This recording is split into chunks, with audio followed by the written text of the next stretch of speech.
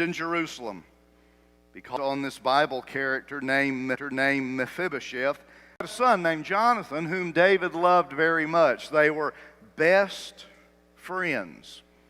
David and Jonathan were best friends in their younger days. And when you read about their friendship in the earlier parts of the Samuel material, they were truly ride or die friends. Truly. Most of us go through life without really ever having truly a ride or die friend. It's very seldom that you find a ride or die friend. And consider yourself fortunate if you have one. David and Jonathan were friends of that nature. And Jonathan had a son. One day, King Saul, while battling with the Philistines, King Saul, they were about to defeat Israel, so he committed suicide. He took his own life. Jonathan, Mephibosheth's father, was killed by the Philistines. He fell in battle. Mephibosheth was 5 years old. His nurse started running to take him to safety. Somehow she fell. There was an accident, and he became lame, paralyzed in both legs. So he couldn't walk. He was a cripple. He was a cripple. We talked about last week, because you can't understand this story unless you know the history. We talked about last week that Mephibosheth had escaped all that. King David became king, ruling over Jerusalem, growing and glowing kingdom. Money was good. His enemies were at peace with him. He had subdued so many of his enemies. And things were going good, but there was this little nagging thing in the back of David's mind. And early on, David and Jonathan had made a covenant with each other. And we talked about it last week, that whatever happened each to the other of them, they would always take care of the other's family. Jonathan pledged to take care of David's family if something happened to him. And David pledged to take care of Jonathan's family if something happened to Jonathan. Wow, you don't find many agreements like that these days, do you? But they did. They were ride or die friends. Jonathan died. And so David has taken over the throne, and his enemies are at peace, and his storehouses are full, and everything's great. And then he remembers this covenant with his old friend Jonathan from years ago. And he calls in one of the servants, Ziba. Ziba was over the estate of King Saul. He was kind of like the executor of Saul's will in his estate, because he had been Saul's servant.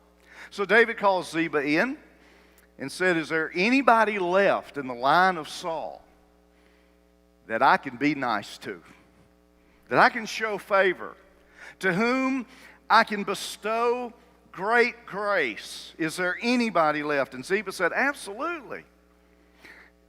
Saul's grandson, Jonathan's son, your old buddy's son, is living way out in a place called Lo-Debar, a desert wasteland. He's living in someone else's house. He can't even afford his own place. He's living in a borrowed house out in a desert wasteland. He's crippled, he's lame, but yeah, he's Jonathan's son. And David said, bring him to me. We talked last week about the profound importance of the table. We title this series, Sitting at the King's Table. We talked about the intimacy and the importance of the table, eating together, sharing together, fellowshipping together, and what that meant even in our society. We talked about loving kindness.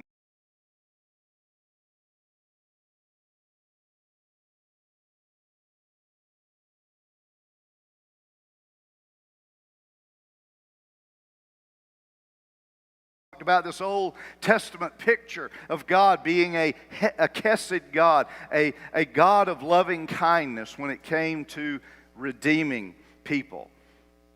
And he uses all these types and symbols and pictures and illustrations in the Old Testament to show what kind of God he is. And you take a story like Mephibosheth and you see the great grace of God in it. Not only that David gave to Mephibosheth, but what God gives to us. And you take these Old Testament illustrations, not all of them, but many of them, these stories, and they actually preach and promote great theological truths about God. They tell you what God's like. And this is such a story. We don't tighten them down too tightly, but many of these Old Testament stories, they are real, they are historical, but they teach us what God is like and who He is. And so that brings us up to date. David has asked, is there anyone in Saul's family? Remember, Saul didn't want several occasions. Saul had tried to kill David. He threw a spear at him one time. He chased him all over Palestine trying to kill him. David had to hide in caves, and he barely made it out alive sometimes. So Saul was not David's friend. But David had made a covenant with Saul's son Jonathan, and they were friends, and they committed to each other. And David said, I made a covenant. I've got to keep my covenant. I've got to keep the promise I made. Wow, don't you wish we lived in a day where that was still true?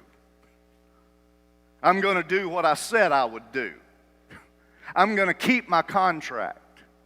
We don't know a lot about that these days. But David said, I'm going to keep my contract. And he calls in the executor of Saul's estate, Ziba, and he says, is there anybody left I can be nice to in Saul's family for the sake of my old friend Jonathan?